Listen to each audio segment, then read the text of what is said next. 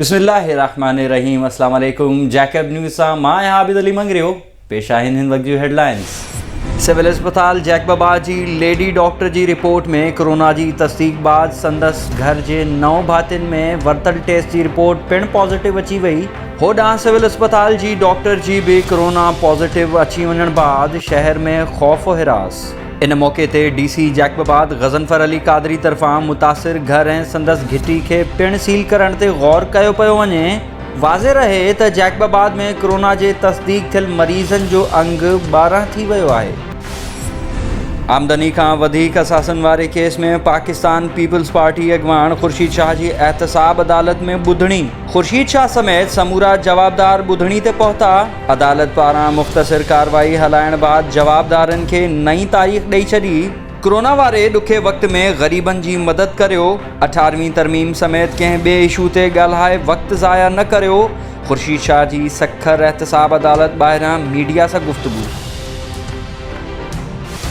जैकबाबाद वेझो नवाज़ो जागीर मां गोलियूं लॻल नौजवान नीम बेहोशी वारी हालत में हथ। नौजवान भरिसां 5 लख रुपया चर्स ऐं कार हथ कई वई। नौजवान जी सुञाणप सखर वासी नदीम शर तौर कई वई आहे। पुलिस जो चवणु आहे त वधीक जांच करियूं था त नौजवान छा कंदो आहे ऐं खेसि कंहिं गोलियूं हयूं आहिनि।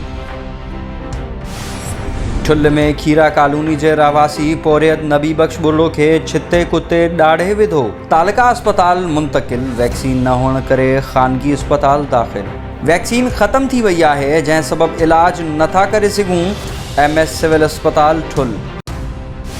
काज़ी अहमद में दुकानदार रोडनि ते निकिरी आया। लॉकडाउन सबबि गुज़िरियल 2 महीननि खां कारोबार बंदि आहे जंहिं सबबि सख़्तु परेशान आहियूं। हुकूमती SOPs ते अमल करण लाइ तयारु आहियूं। दुकान खोलण जी इजाज़त ॾिनी वञे। दुकानदारनि जो मुतालबो। SSP नवाब शाह जे हुकुम ते असां मथां कूड़ा केस मढ़िया पिया वञनि। कारोबारी माण्हू आहियां ऐं इलाइक़े जो मुअज़्ज़िज़ ज़मींदार आहियां। पुलिस जी ज़ालमाना कार्रवाइयुनि जो IG सिंध नोटिस वठे। पाकिस्तान पीपल्स पार्टी हाजी एहसान ज़रदारी जी जेल में मीडिया सां ॻाल्हि। सखर में शिकायतपुर रोड वेझो दुआ मोटर शोरूम जे फ्लैट में ओचितो बाहि भड़की पई। फायर ब्रिगेड अमलो बाहि विसाइण लाइ पहुची वियो। गेरेलो जे ॻोठ उस्मान जमाराणी जे रहवासी पीरसन पोरियत लियाकत अली जमाराणी जो घर ते कब्ज़े ख़िलाफ़ पाक किताब खणी गेरेलो नेशनल प्रेस क्लब आॾो एहतजाज।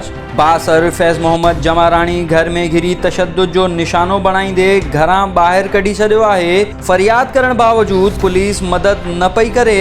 आला अमलदार नोटिस वठी इंसाफ़ फ़राहम कनि। ॻोठाणे जी अपील।